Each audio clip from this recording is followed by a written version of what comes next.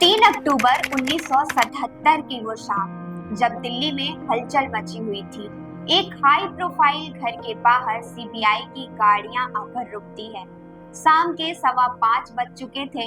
भीतर का माहौल तनावपूर्ण था और कुछ ही पलों में भारतीय राजनीति का एक बड़ा फैसला लिया जाने वाला था। देश की पूर्व प्रधानमंत्री इंदिरा गांधी अपने घर में थी जब सीबीआई के अफसर दरवाजे पर दस्तक देते हैं। अंदर से जवाब आता है, आपको अपॉइंटमेंट लेकर आना चाहिए था। लेकिन सीबीआई डायरेक्टर का जवाब चौंकाने वाला था। आज हमें अपॉइंटमेंट की जरूरत नहीं, हम आपको गिरफ्तार करने आए हैं। जी हाँ, एक ऐसी गिरफ्तारी जिसने पूरे देश की राजनीति की दिशा बदल दी। तो क्या थी ये गिरफ्तारी, क्यों और कैसे इंदिरा गांधी को बिना सबूत जेल भेजा गया और कैसे एक गलत कदम ने उनके राजनीतिक करियर को फिर से ऊंचाई पर पहुंचा दिया। आज हम आपको बताएंगे भारतीय राजनीति के सबसे विवादित और दिलचस्प ऑपरेशन ब्लंडर की कहानी। नमस्कार, मैं हूं कंचन, आप देख रहे हैं दिन विशेष। आप देख रहे हैं जनदर्पण का खास प्रोग्राम दिन विशेष, अतीत की यात्रा। साल था 1977। देश के हालात इमरजेंसी के बाद के थे। 25 जून 1975 को इंदिरा गांधी ने देश भर में इमरजेंसी लगाई थी, जिसके चलते कई विपक्षी नेताओं को जेल में डाल दिया गया था। इमरजेंसी ने देश में गहरी असंतोष की लहर पैदा कर दी थी। लोग इंदिरा गांधी से नाराज थे और इस नाराजगी का नतीजा 1977 के आम चुनाव में देखने को मिला। कांग्रेस को करारी हार का सामना करना पड़ा और जनता पार्टी की सरकार ने केंद्र में कब्जा कर लिया। मोरारजी देसाई देश के नए प्रधानमंत्री बने। लेकिन कहानी यही खत्म नहीं होती है। इंदिरा गांधी के खिलाफ जनता पार्टी के नेता, खासकर गृह मंत्री चौधरी चरण सिंह और लाल कृष्ण आडवाणी बेहद आक्रोशित थे। इमरजेंसी के दौरान हुई ज्यादतियों का बदला लेने की तैयारी शुरू हो चुकी थी। इंदिरा गांधी पर भ्रष्टाचार के गंभीर आरोप लगाए गए। सबसे प्रमुख आरोप था 1977 के लोकसभा चुनाव के प्रचार के दौरान रायबरेली में 100 जीपों की खरीदारी का। विरोधियों का कहना था कि इन जीपों के लिए कांग्रेस पार्टी का पैसा नहीं, बल्कि उद्योगपतियों और सरकारी फंड का इस्तेमाल किया गया था। ये आरोप इंदिरा गांधी की छवि को और धूमिल करने के लिए पर्याप्त थे और यहीं से शुरुआत होता है ऑपरेशन ब्लंडर। इंदिरा गांधी की गिरफ्तारी के लिए पूरा प्लान तैयार था, लेकिन इसका समय और तरीका किसी बड़े साजिश से कम नहीं लग रहा था। 1 अक्टूबर 1977 को इंदिरा गांधी की गिरफ्तारी की तारीख तय की गई थी। सीबीआई निर्देशक एनके सिंह को इस जिम्मेदारी के लिए चुना गया था, लेकिन गृह मंत्री चौधरी चरण सिंह की पत्नी ने इस पर रोक लगाई। उनका कहना था, शनिवार का दिन शुभ नहीं है। गिरफ्तारी टल गई। इसके बाद चरण सिंह ने 2 अक्टूबर गांधी जयंती के दिन गिरफ्तारी करने का सोचा, लेकिन उनके करीबी अधिकारियों ने 2 अक्टूबर को भी गलत बताते हुए सलाह दी कि ये कदम ना उठाया जाए। अंततः 3 अक्टूबर को इंदिरा गांधी की गिरफ्तारी के लिए अंतिम तारीख तय की गई थी। ये भी तय हुआ कि इंदिरा गांधी को गिरफ्तार तो किया जाएगा, लेकिन उन्हें हथकड़ी नहीं लगाई जाएगी। गिरफ्तारी का समय जानबूझकर शाम के समय रखा गया, ताकि इंदिरा गांधी को रात भर जेल में रखा जा सके, जिससे उनके ऊपर दबाव बनाया जा सके।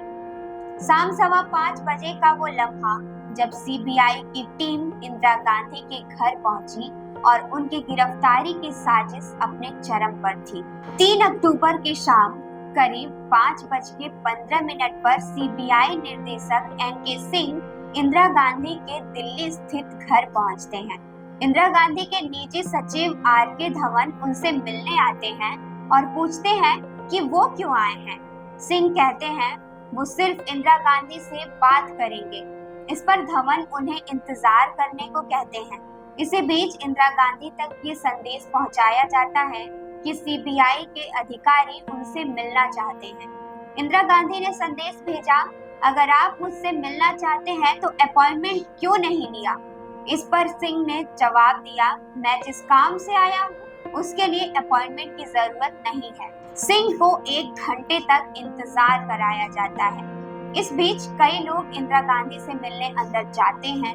सिंह नाराज होते हैं और धमकी देते हैं कि अगर 15 मिनट के भीतर उनसे मिलने की इजाजत नहीं मिली तो वो बड़ा कदम उठाएंगे। आखिरकार इंदिरा गांधी बाहर आई और वो लम्हा आया जब एनके सिंह ने वो ऐतिहासिक शब्द कहे, मैं आपको गिरफ्तार करने आया हूँ। इंदिरा गांधी ने सिंह की बात सुनी और गुस्से में आकर कहा, मुझे गिरफ्तारी का कोई डर नहीं है, आप हथकड़ियां ले आइए।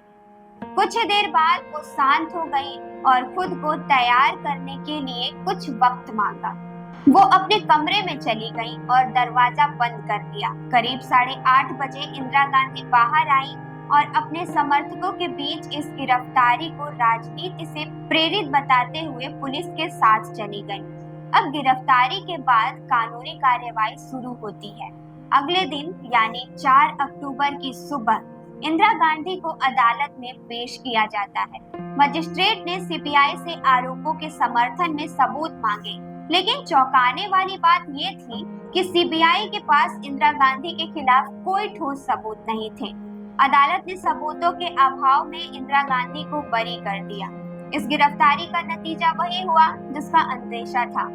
जनता पार्टी की इस कार्रवाई ने इंदिरा गांधी के प्रति सहानुभूति की लहर पैदा कर दी। इस गिरफ्तारी का जनता के बीच इंदिरा गांधी के लिए सहानुभूति के रूप में एक अलग ही असर देखने को मिला। इमरजेंसी के कारण जिन लोगों ने इंदिरा गांधी के प्रति नफरत थी, वो अब उनके समर्थन में खड़े हो गए। 1980 के आम चुनाव में कांग्रेस ने जोरदार वापसी की और इंदिरा गांधी एक बार फिर प्रधानमंत्री बनी। कांग्रेस ने इस चुनाव में 353 सीटों पर जीत दर्ज की और जनता पार्टी की सरकार इस राजनीतिक भूल के बाद धराशायी हो गई। इसे कहते हैं राजनीतिक गलती, जिसने विरोधियों को कमजोर और इंदिरा गांधी को फिर से मजबूत बना दिया। इस घटना को भारतीय राजनीति में ऑपरेशन ब्लंडर के नाम से हमेशा से याद किया जाएगा।